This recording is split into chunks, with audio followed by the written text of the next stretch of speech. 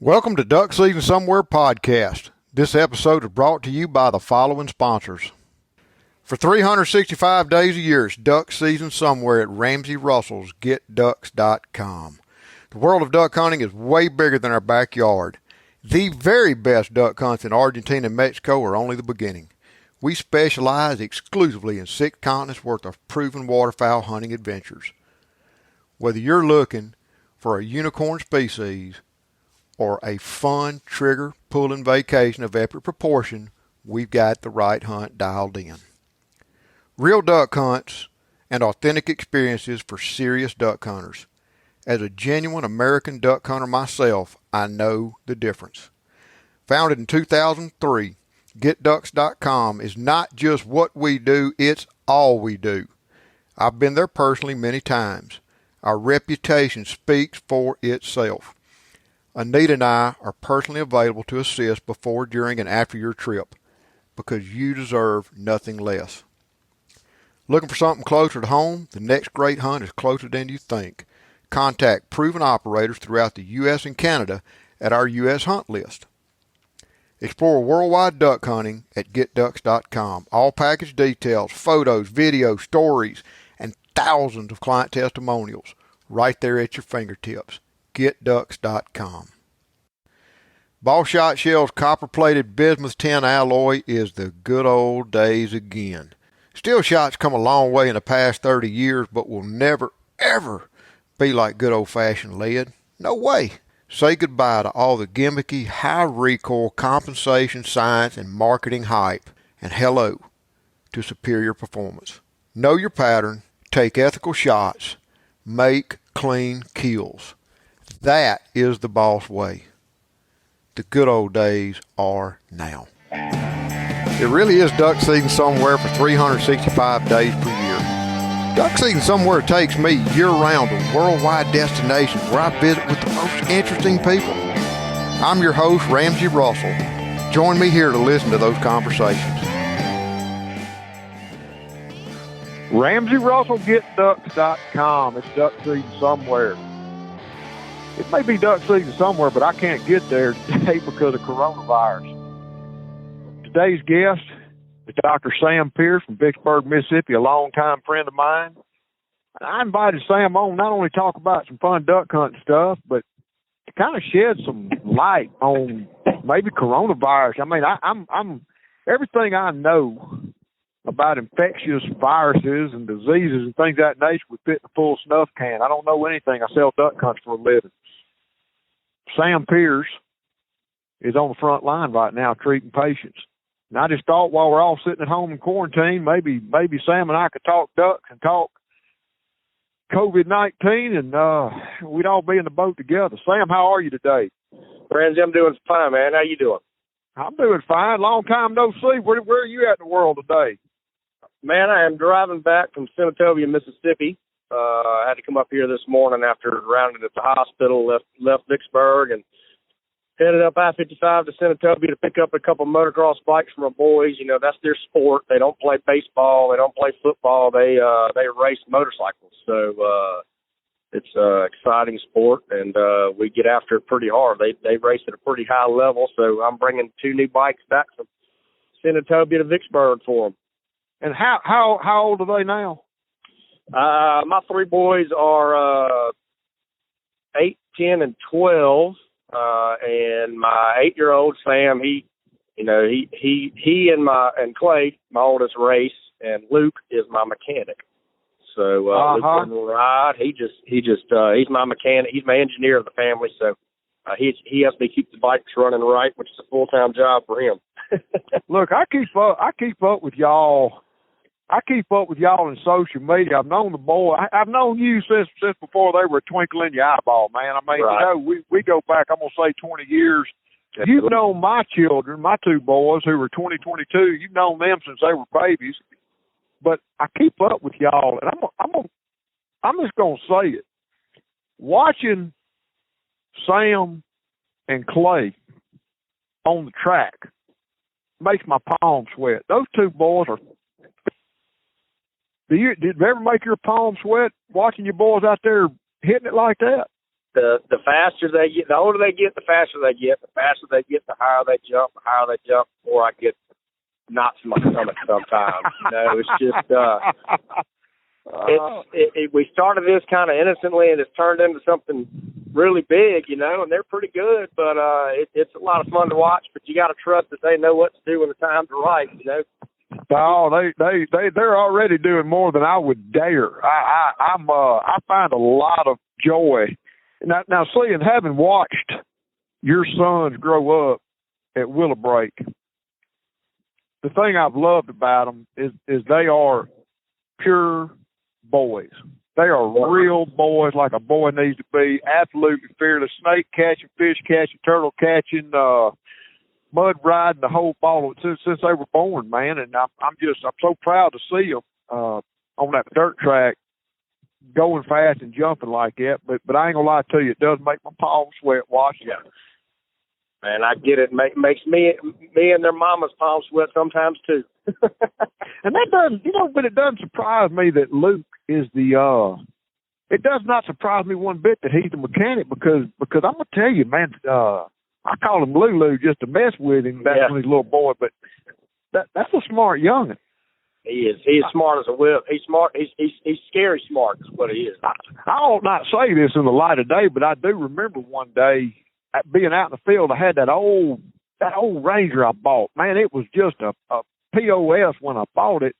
But we, tinkered around with it, got it running and everything else, and I was somewhere out in the middle of nowhere on camp and couldn't get it running.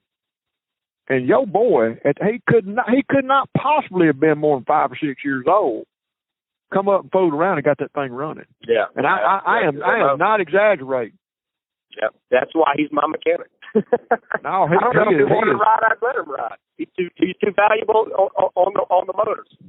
No, he was good at it. But Sam, I hadn't seen you much since duck season. I hunted all over and didn't do much duck hunt this year. What did you do any good in Mississippi at all? Did y'all manage to get to it?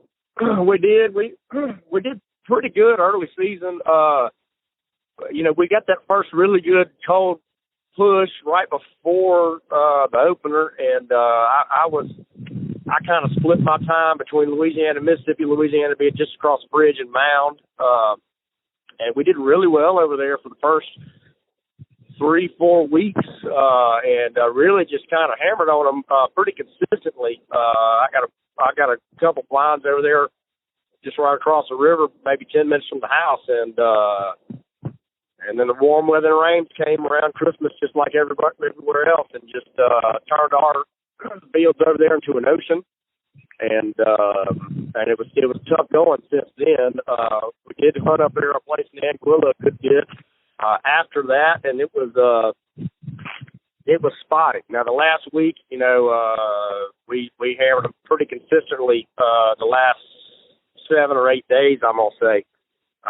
Me and a little couple buddies of mine take the last 7-8 days off and scout the month, afternoons and hunt in the mornings, and sometimes hunt all day if that's what it takes. But we did pretty good this year. Got me a new dog, and she is jam up, and which added some joy to the hunt. But it was a hell of a lot better than last year, but not as good as the year before.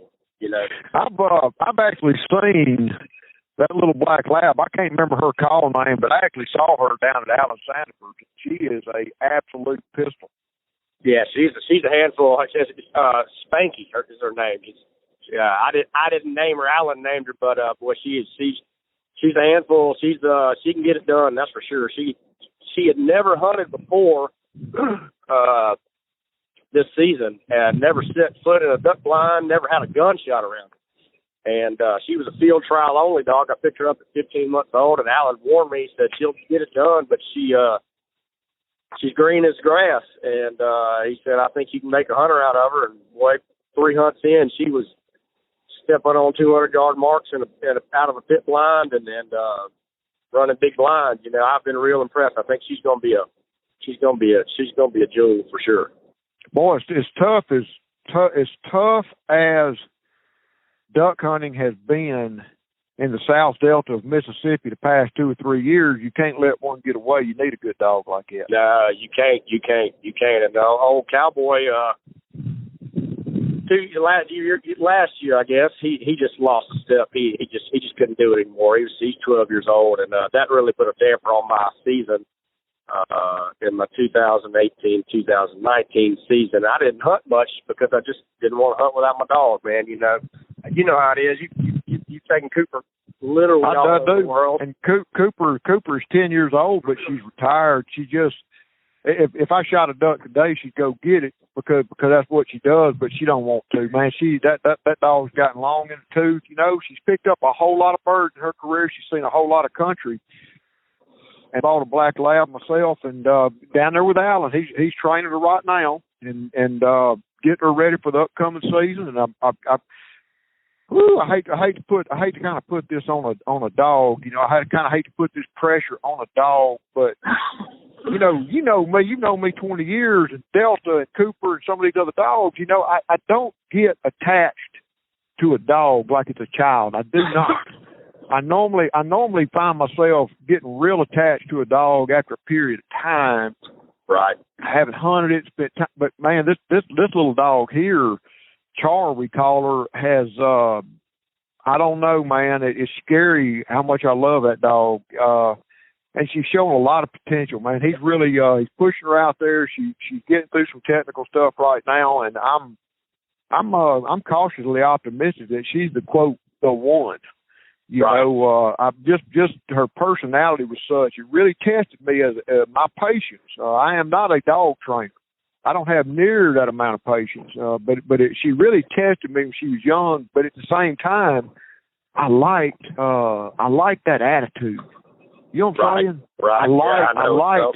I liked that problem that she was struggling.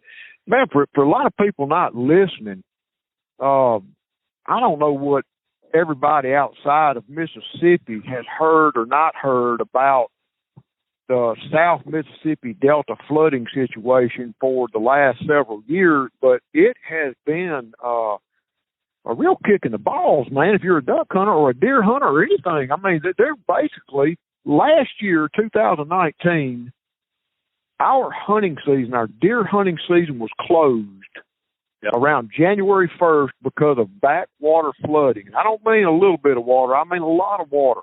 It ended up backwater flooding somewhere between 400,000 and 500,000 acres until mid-August. Until mid-August, which means when the water came off, it was all just bottom of the lake mud, and a little bit of grass came in, but no seed bearing, no nothing, and then basically all that mud flat got covered up by water again come right around duck season. And right now, deer season was slow. There was no nutritive value on 500,000 acres that covers a lot of property in South Delta, Mississippi. And when the duck migration, what little did come down, there was no habitat value whatsoever. And it was just like hunting a big old lake. I mean, it was just nothing to it, man. It's been really tough and discouraging. So I'm glad y'all were able to get out there and have a couple of good duck hunting days.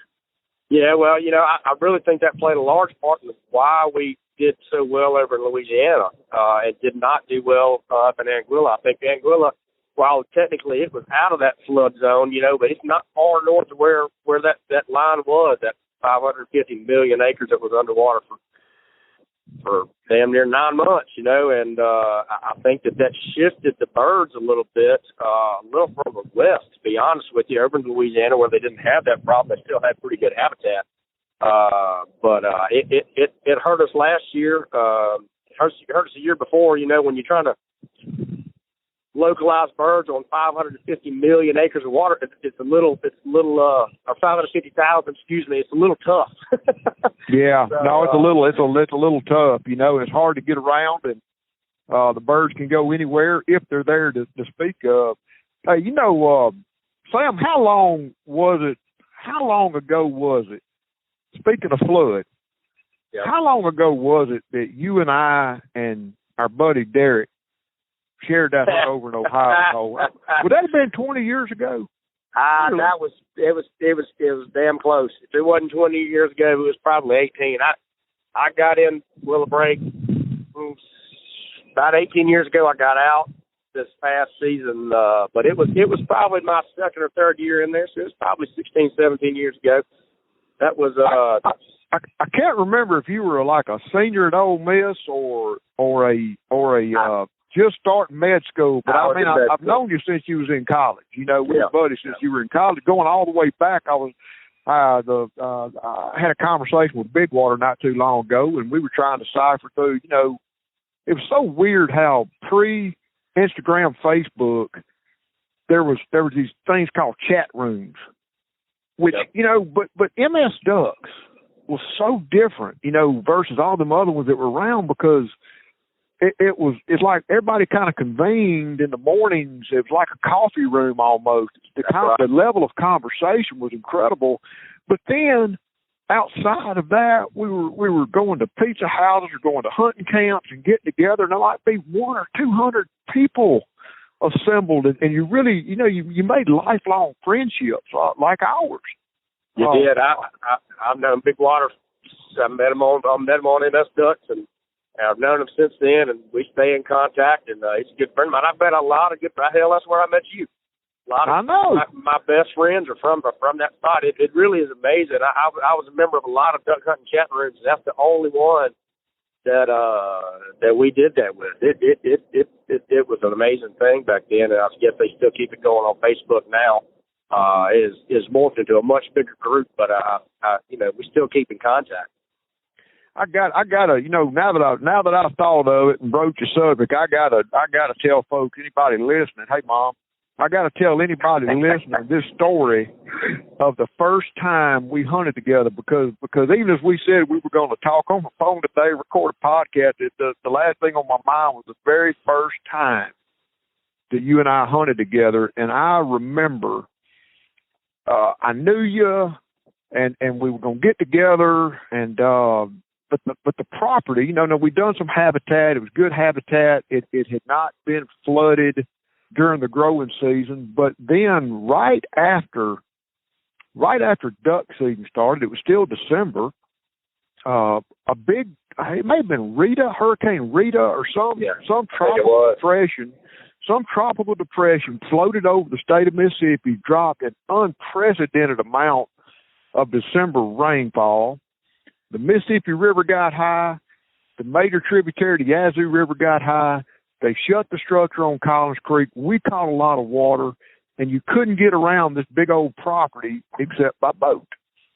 And you sure couldn't get around with ATVs or nothing else. And I do remember at the time there was still a significant amount of agriculture north of this property that had flooded before they could harvest all their corn. And it drew, I know, talking to the former state waterfowl biologist at the time, that 1,000 acres of half-harvested corn that got flooded all of a sudden was holding about half the number of ducks in the state of Mississippi. That's right. And then a big old cold front hit. And all that water turned to ice, which meant the ducks came down. And so we decided that we were going to go out and try this body of water we'd seen some ducks kind of funneling into. I had never hunted it at the time, and that I recall, I had not hunted it much, and now it's one of our top duck holes when the ducks are down. Right.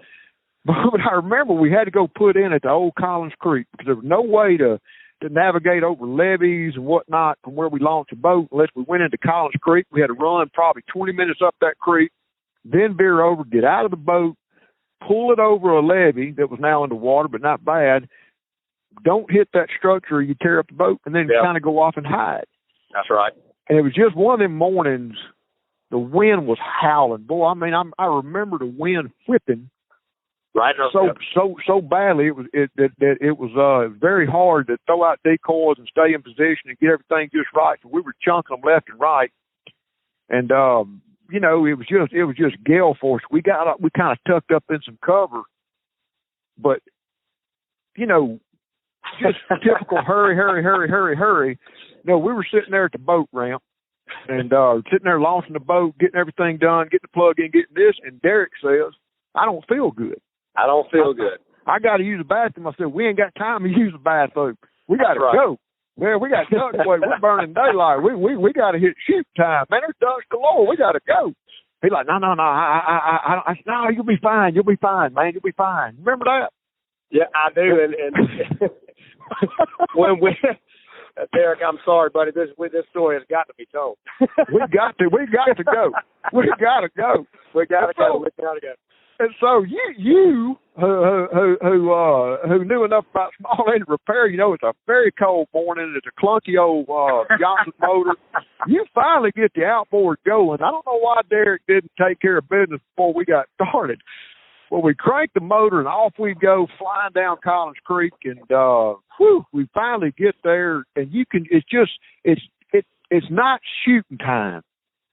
But it's light enough, you can see the ducks just swarming like somebody kicked a beehive. That's right. We're chucking out decoys. We get parked. We pull up that portable blind, and life is good, and we start shooting ducks. Yeah. And then it hits. Derek, his first words after we threw out all those decoys and tied the boat up was, "You got to take me to the bank."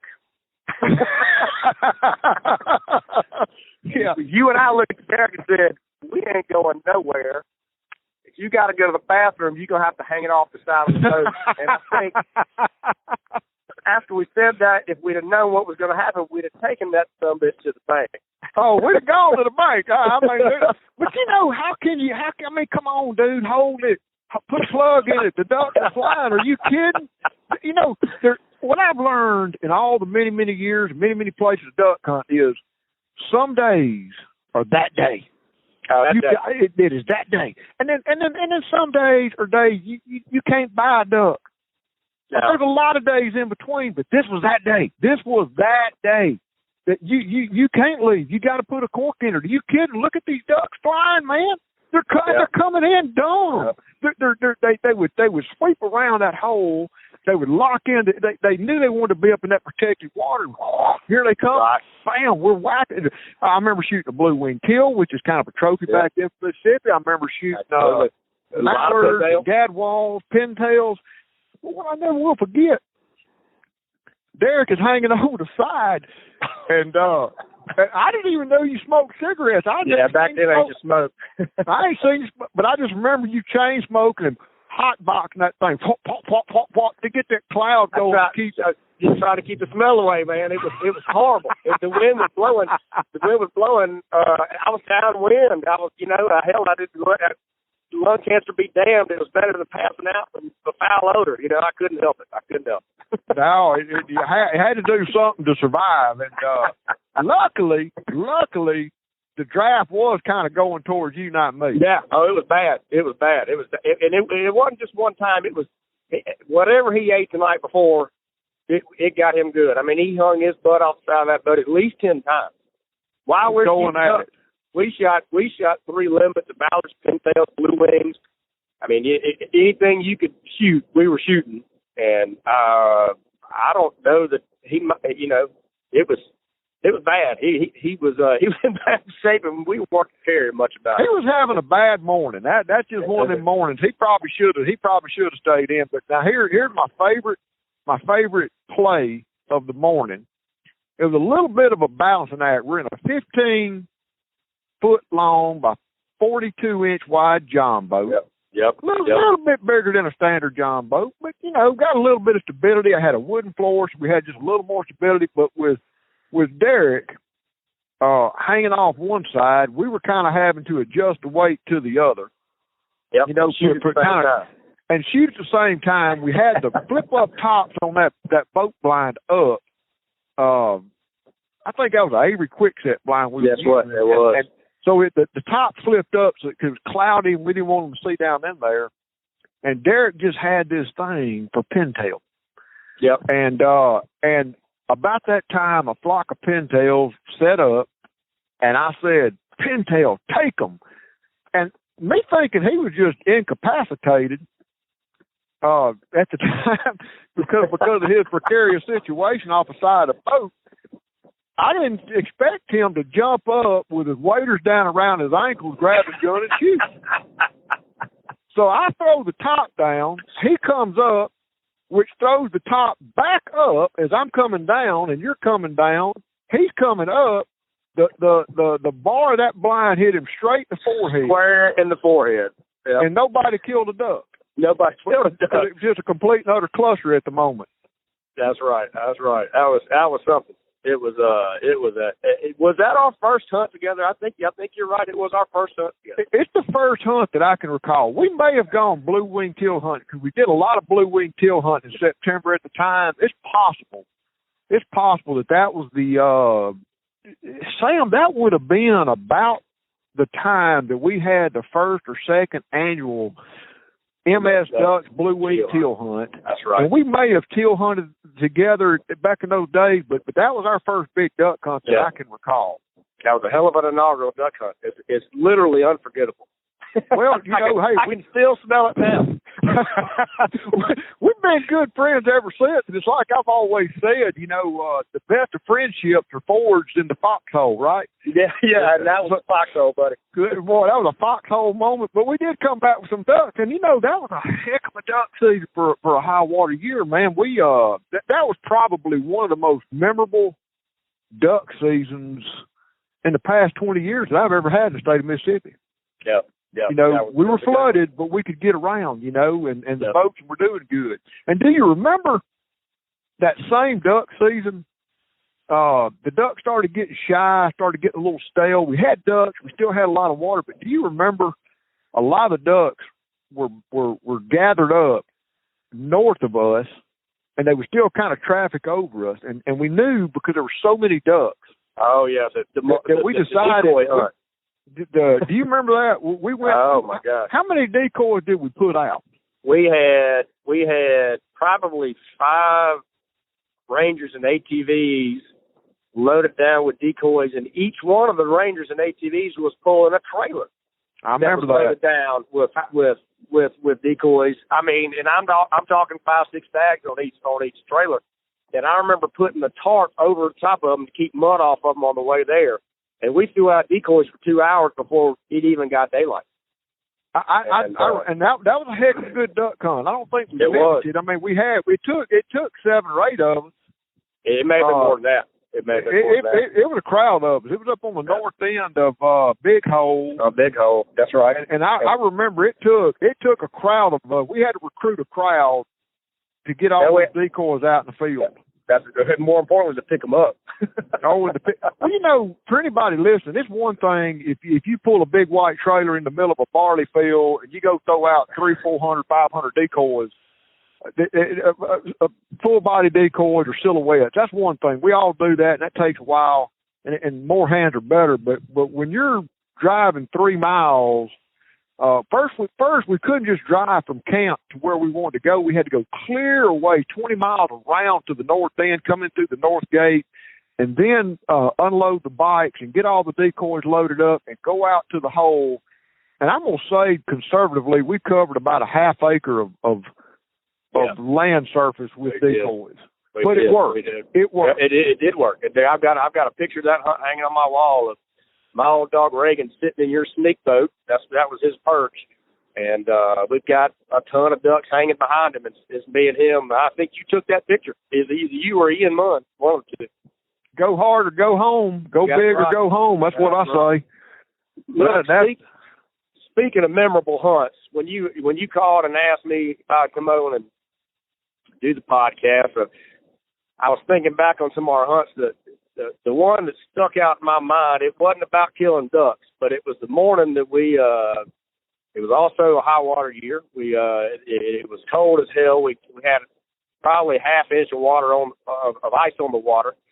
We put in the duck hole with your boat again, and our idea was to go out there and spin around in the middle and break us up an open spot and get those ducks to funnel in there. By the time we got to where we were going and started spinning circles, Delta had peed on your jacket. My dog Reagan got car sick in the boat and puked on the front of your boat. And when we finally got set up and started killing the few ducks that the coots weren't pulling away, Reagan made the most athletic move I've ever seen a dog make, and vaulted over the top of that Avery Quickset line onto the ice and went through the ice and pounded out through the ice and picked up a fully flown blue-winged teal. And I do remember that. Him bringing that bird back, and I've got that one hanging on my wall too, busting ice with a blue-winged teal in his mouth. Well, I'll say this for people not listening. What two things about that is critical to this story: Delta peeing in the boat. best lab I've ever owned. I cried for 3 days and locked myself up when that dog died of cancer at age 9. Best dog I've ever owned. Yeah, and loved her like nothing else. But you know, she had hunt tested and done a lot of things very seriously, and when I would let her out in the morning, it didn't matter. You know, she would not do her business. It's like you know, she just was geared to. I mean, when I let her out in the morning, she wouldn't run off in the shadows and do her business. She got on that four-wheeler because she knew what the game was. It's time to go. Game time. Game time. Yep. And my sons, bless their hearts, little boys at the time, babies at the time, who would ride on the deer rack with the dog while I'm driving, you know, the four-wheeler. They still tell stories about her taking a dump right in the middle of the road because it was like her. It's like a hunt test dog going up to the line. If they got to go, they got to go. But they're game on. She was in the game, right. So that was always to be expected. She's going to do her business on the line. Now, unfortunately, that time it was on your jacket. the most impressive thing about Reagan, who. You were sitting in the bow. I was sitting back by the outboard in that 15-foot John boat. The most impressive thing about that lab jumping clear over that Avery Quickside blind was not the fact that he did it, but the fact that we're not talking about a normal 60 to 70-pound lab. We're talking about a Shetland pony-sized Labrador Retriever. Yeah. Reagan has got to be the most. He and his son. Cowboy. They have got to be. How much did Reagan and Cowboy weigh? 100 more. Reagan weighed 110 pounds, and he was solid muscle. It wasn't fat. Solid muscle. Yeah, solid muscle. Cowboy was a little smaller. He was about 85, 90. You know, a lot of the real big labs I have seen, the really big labs I have seen that big, they're not built like a bird dog like those two dogs were. Right, those two dogs had form like a bird dog. You know what I'm saying? They were solid muscle. But just the fact that he to get out of the back of the blind, he jumped over me, out the blind, over the outboard, and landed on the ice, busted the ice, and fought his way out to that blue one. You know, it was surprising for sure. Yeah, good memory right there. No, those are good memories. We've had some good times. I mean, you and I have sure shot some ducks around together, haven't we? Over no doubt. Ain't no doubt about it. Yep. And if I had to guess, there's probably still a place out there in Ohio that nothing will still grow based on that first hunt. No doubt. There's no doubt about that. There's a bare spot out there on the east side of that hole that just will not hold grass. Well, Sam, since those days we met, you were in med school. You've since come on to become a doctor. You become my doctor. It's not like I'm a fit bill of health. So thankfully I've got a good doctor that I can communicate with. You know, it's important to me. I will say this: I'll never forget many years ago when I was a young man. One of my uncles, just gave me a little fatherly advice, and he says, you know, he's talking about banking, but what he said is, you know, more important than just shopping the absolute bottom interest rate is that you have a relationship with the people that you deal with. And, you know, I'll say this to the world and to you, Sam, if I've never said it to you before. You know, it's important to me that the person I trust to give me a medical consultation and take care of, you know, my continued health is a friend, somebody I trust. Yeah, not just going into a quick stop and buying a pack of, you know, what I mean. It's somebody I've got a relationship with, and I can say that stemming from MS Ducks, my doctor, my insurance guy, bankers when I use bankers. Heck, my lawyer, everybody. Yeah. I've got a real long friendship with these people, but they also, I've got a professional relationship with them also. Right. But Sam, you have gone on to become a doctor, and now not to discount your being a doctor, but I have learned in the last 10 days that I've got about 120,000 acquaintances in social media that are part-time epidemiology experts. Right. Everybody nowadays. Like I said to start with, everything that I know about that, it's like if I opened up a brand new snuff can, it'd fit in that can along with it. I mean, right. I don't know anything about it. I'm just a regular guy, and honestly, Sam, my head is kind of swimming. I hear the presidential administration. I hear the Surgeon General. I hear CNN. I hear something out of Snoke-proof report on social media. I hear some unknown expert talking about it. Everybody's got an opinion. But Sam, practically, most people I know right now are social distancing. We're exercising a little bit of caution, but we don't know what's what. And I'm curious, Sam, based on some conversation I've had with you via text message, what would you tell anybody listening about the coronavirus? Is it Chicken Little? The sky really is falling. Is this going to be the Spanish flu of 1918, or can I shrug this thing off like the common cold and flu? What's really going on? What do I need to know? Or so the truth of that is it's somewhere in the middle of all that. It's not the apocalypse, the end of time, but it's not something you certainly shrug off either. When we look at when this thing started and how fast it took off, it certainly seems like it's more infectious than the flu, and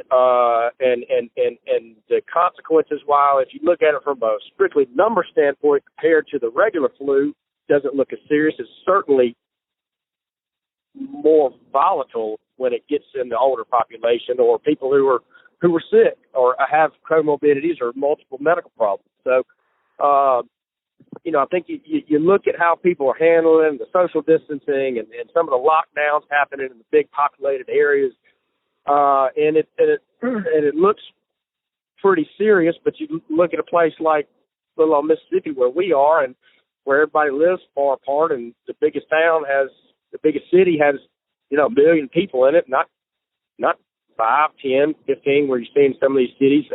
Well, the whole state of Mississippi has 3.5 million people. Right, that's right. So less than New York City itself. So when we look around us, we don't see that many people getting sick. I mean, hell, I have tested a lot of people. I haven't had a positive test come back yet. I have some people I think are going to be positive that I don't have a test back yet. But we don't. As in Mississippi, we kind of sit back and watch the rest of the country and say, well, what the hell's going on? Why are we taking this so seriously? But if you look at what's happening and how quickly it took off, it's a big damn deal, and like I said, it's not going to be the end of times, but it's certainly not something we want to shrug off. It's somewhere in the middle. I think that what the administration has done as far as trying to get people to stay apart and do the social distancing is a good thing, and hopefully we won't end up like places like Italy and Spain and the UK where they have a serious problem. So that's a lot of people packed into tight spaces there, and it's really taken off, and there people probably feel like it is the apocalypse coming because those people are sick and they're getting sicker, and you even got young people that are having problems now. So I think from that standpoint, it's something we need to take seriously. We need to stay safe distances away from each other as much as we can, and it's an inconvenience for regular life. Everybody knows that. That's the problem. That's why a lot of people are treating it like it's nothing. But it is a problem. It is something we need to take seriously, and And the people who aren't taking it seriously are probably the ones that are not going to get the bad disease, but they're going to be the ones that give it to somebody else and they get sick. Give it to somebody that is vulnerable, somebody that's older, somebody that has a pre-existing condition, something along that line. That's right. Have you seen in your doctoring, your day-to-day work, have you seen anything that concerns you? Have you dealt with any patients that may have this that are having complications? Yeah, I've got a guy in the hospital right now. I'm pretty sure he's got it. We don't have the test back yet, but he was really sick at first. We got him through it by using the magic combo that Trump's touted so much with Plaquenil and the zithromycin. We started him on that early, and we don't have the test back yet. But he is better. He came off the ventilator fairly quickly, but he's a guy who has a tendency to get really sick. You know, he's multiple medical problems. So hopefully we'll have that test back in a couple of days, and we'll know for sure. But I felt like we did the right thing by starting to treat him early, you know. But I've got a couple other people that I saw in clinic that are younger that I think probably have it. They have to travel, you know, to places where the virus is known to be in large quantities, and they had the symptoms that fit the bill. So I think they're going to be positive. I think it's only a matter of time. And I think a lot more people, even in Mississippi, have the virus, but they're not symptomatic, so we're not testing as many. You know, I think once we start testing more and more people, once these tests get ramped up and we have the supplies to do so, we're going to find that probably half the population of the U.S. will be affected with this disease, whether there's mild symptoms or completely asymptomatic, ranging to death. You know, I was talking to a physician last night. Very smart guy, and it's just he's a family member. We got to talking last night, and somehow or another ended up talking about this. I mean, everybody's talking about this right now, right? At some level, but he was telling me that the virus itself is not killing people. He said, Ramsey, here what you got to understand. Just think of like the evolution and kind of how survival of the fittest, and I'm kind of ad-libbing, not his words. He talks a lot more intelligently than I do. But he was saying, you know, the goal of this organism is to live and to pass on its offspring. And that if it's over-aggressive and it kills its host, then there's a dead end. Right. And he said really and truly, he said there's a chance it's going to come back in upcoming years, but that really and truly is most likely to evolve itself into being more like the flu or a common cold than it is to be something that's going to kill its host. Right, and that's true. And I'm sorry to interrupt. You can go ahead. No, I mean, go ahead. Well, what I was going to say is that, you know, that's true. I mean, you know, any virus, the reason that it makes you sick is because of inflammation. It's not because of the virus itself. It's because of the inflammation of your body trying to fight that virus, right? And right. That's what he was saying. Yeah, you know, that's where the problem comes in. Is not from the virus trying to replicate in your body. It's your body wants that virus out, and the fever and the illness that comes with the inflammation in your body. And if the virus, like you said, kills its host, it has not done its job, because that's a dead-end situation. So, you know, a virus just wants to proliferate, you know, and its main job is to move from one person to another to keep that virus going. So, but when you talk about that, that's right. It's the inflammation that causes the problem. He was using big words like cytokines and cytokine storms. He said, you know, Ramsey, it's mass inflammation, and if you look at a lot of pre-existing conditions that it's affecting, it already involves the body's immunity. They've got pre-existing conditions that makes the body's immunity generate these inflammatory particles. Well, now that's kind of like, you know, that body that's pre-existed to have this environment, these inflammatory things. Imagine it like a thunderstorm, and then all of a sudden Hurricane Katrina blows in on top of it. Yeah, that's kind of how he described, which made me kind of feel better. It's not like some disease that's targeting me to kill me. It's just Yeah, that's right. It's not like a bad bacteria that eats away at tissues and can eat away at different things. Its job is to replicate. So, and that's right. The reason why it affects people with heart failure and diabetes and all these things more than others is they're already living with all these diabetes. You got chronic inflammation due to those illnesses, with diabetes and heart failure. You got your body just has this chronic low-level inflammation that's already there. And so when you get this virus in there, your body ramps it up even more, and a lot of times it becomes intolerable to life. You fill your lungs up with fluid. You got a fever of 105, and it's just that's when the bottom drops out right there. As a medical professional that's on the front lines, you're a guy that you can't stay at home for 2 weeks and ignore it and watch the news. Right. You get up in the morning, you're in health, you're a healthcare provider. You get up and you deal with it. What precautions do you take personally to, mitigate any effect? Sure. Yeah. So really, the same as anybody else, I just probably do it a lot more. Washing the hands, make sure you're not touching things you don't necessarily need to. Keeping your hands away from your mouth is a big deal. As ridiculous as that sounds, it sounds like I'm talking to a 2-year-old when I say it. But you want to keep your hands clean. When I'm in the office, I wash my hands after every patient, even before this. And now I'm washing them after every patient, and then I'm washing them before I go into the room, or I'm using hand sanitizer.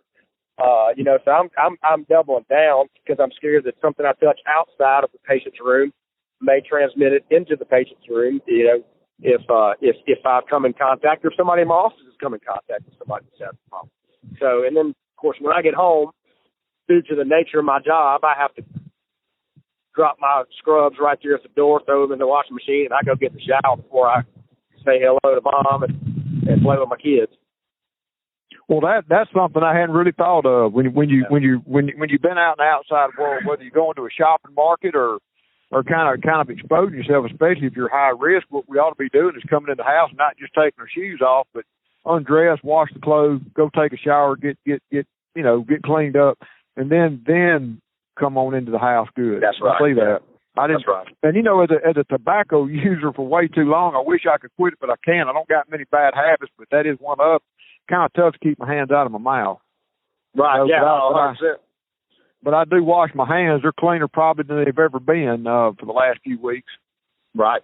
Yeah. And that's something that people don't realize. You chew on things, put the pen in your mouth and stuff like that, and then all that stuff can have the virus on it. And like I said, for most people, it's going to be mild symptoms. It's not going to be bad.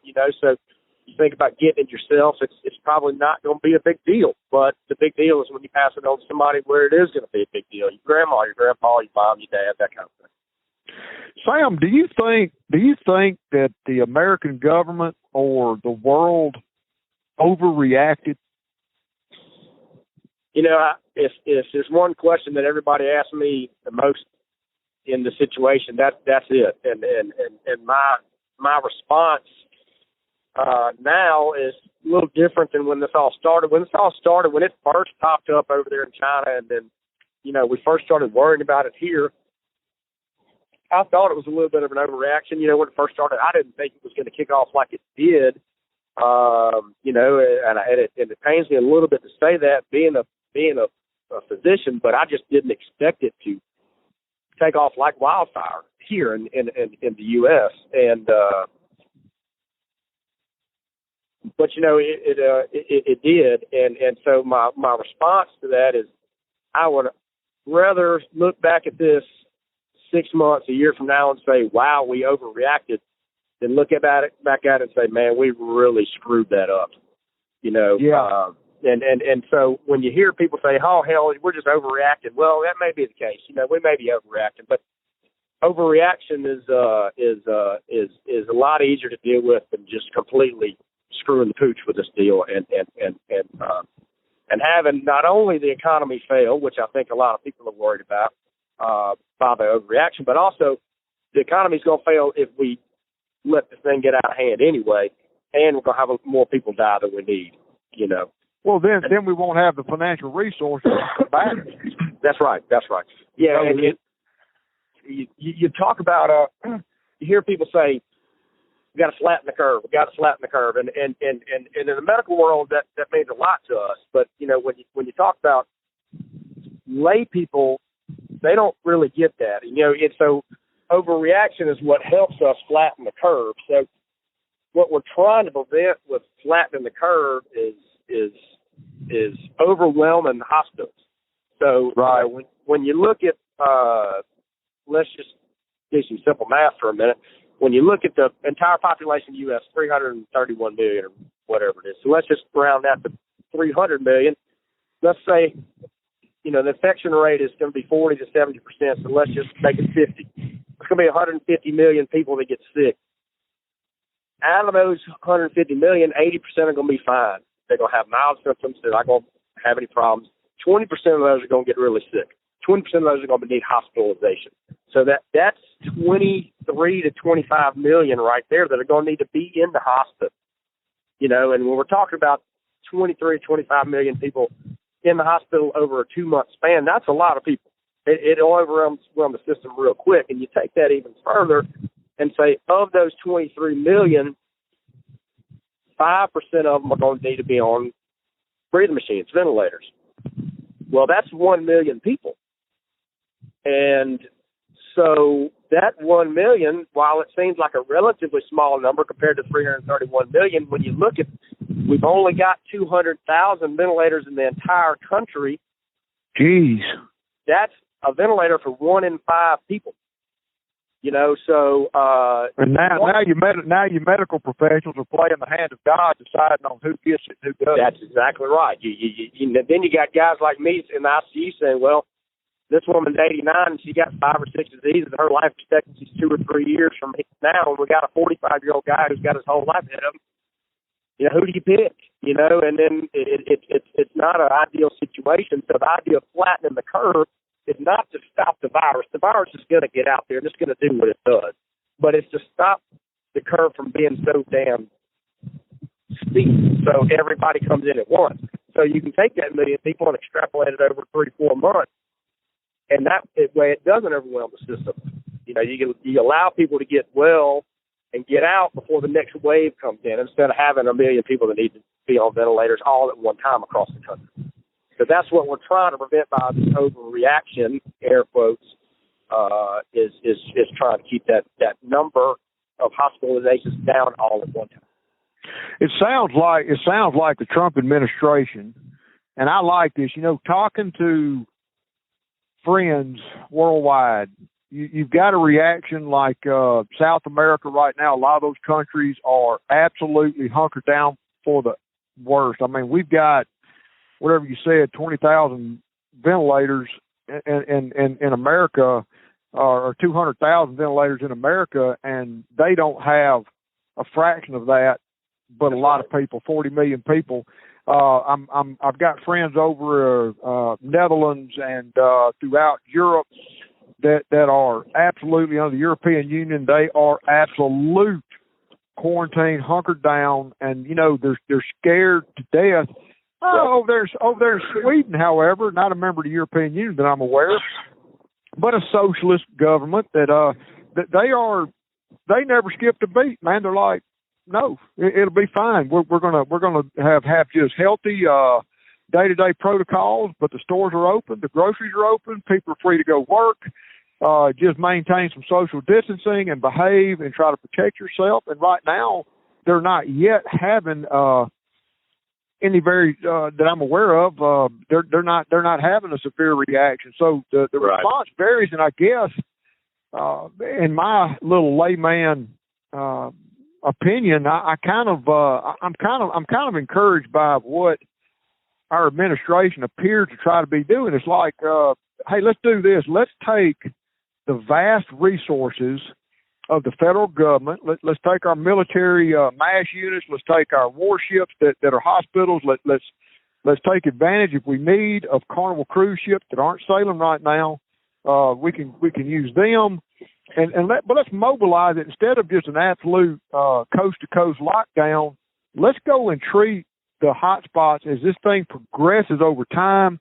it's almost like in my layman way of thinking about it. Let's take all these resources and mobilize them like an ambulance going crisis to crisis, right, and let the rest of the country continue to work and be productive, because that's the American way. And I if I think about, and I know this coronavirus is not AIDS, it's not the flu, it's not the cold. Nonetheless, there are some pretty serious health issues that exist and have existed for a long time that we're able to function as a society and yet mitigate just by healthy protocols. So I find comfort in that. I hope it's the right thing. Right, and when you look at Sweden, I mean they've got a pretty tight border already, so they kind of lock that down pretty quickly. And the other thing that's important for them, and why they have had such a muted response to this, is not the response to government, but the population, is they're pretty damn healthy as a population. That plays a large role in it. They sure are. That plays a large role in how hard it affects their country is how healthy they as a population are. I mean, they're the Colorado of the Europe. They all stay healthy. They all stay active. They all have good genetics. I mean, it's a pretty closed system over there. They got healthy life habits. I mean, they really there's not near the percent of smokers and tobacco users in Sweden there are here in America. Yep. One thing that you said that I just want to kind of point out there is, you're talking about the common cold and the coronavirus as a family of viruses is very common. The coronavirus has been around forever. Hell, it's one of the most common causes of the common cold. But this particular strain is much worse than those. So when you talk about the coronavirus, and a lot of people when they get tested for multiple coronaviruses, and we're looking for the COVID-19, which everybody's seen on the news and everything else. And so I have patients that, when their tests come back, they test positive for multiple different coronaviruses, but the COVID-19 is negative. So that the coronavirus has been around forever. It's just that this is mutated through some guy over in Wuhan eating bats, to be something much worse than it is. Very good. Sam, I appreciate you, buddy. I really do. It was great to hear from you. It was great to catch up. I look forward to crawling in a duck blind with you again. We always have a good time, whether it's a bunch of ducks or not. Right. We have not since had a catastrophic event like the first time we hunted together. Goodness. Thank God. But I really do appreciate your time. I appreciate you coming on. And Sam, one thing I've learned, and I believe this with my heart of hearts, I'm blessed to have traveled and seen a lot of world. And I know you have too. We've been to a lot of the same places, but it makes me feel very good to be American, to have freedom, to have the comforts and the prosperity that we enjoy. And as somebody, I guess it happens around the country, but I guess just being a product of the Deep South, where we have hurricanes, we have major storm events, we have tornadoes, we have some pretty big catastrophic events, and I always marvel at the spirit of Americans. It's like I do not need a certain president to make me feel that America is great. Every time I see any form of crisis, be it localized or in my hometown, be it in my state, be it in a regional area, nothing makes Americans rise to the cause of America like a crisis. Yeah, I agree. I've just always felt that, man. I've always felt like I see the very best in people, in the very best of people, the very best of Americans in the face of adversity. Yep. Yeah, I agree 100%. I think that shows every time we have a major event, everybody, no matter what background or who you voted for, they all seem to pull together. Yeah. But folks, thank y'all very much for listening. Dr. Sam Pierce from Vicksburg, Mississippi, a good close friend of mine. He's on the front line. He's dealing with this. He's got a very, very keen inside perspective. We appreciate y'all listening. Duck season somewhere. And one thing I do know, folks, there's going to be a tomorrow. We're going to get through this. There's going to be a tomorrow. We're going to be back in the duck blind. We're going to be life will resume to normal, probably sooner than later. Thank y'all very much for listening. Ramsey Russell, Get Duck.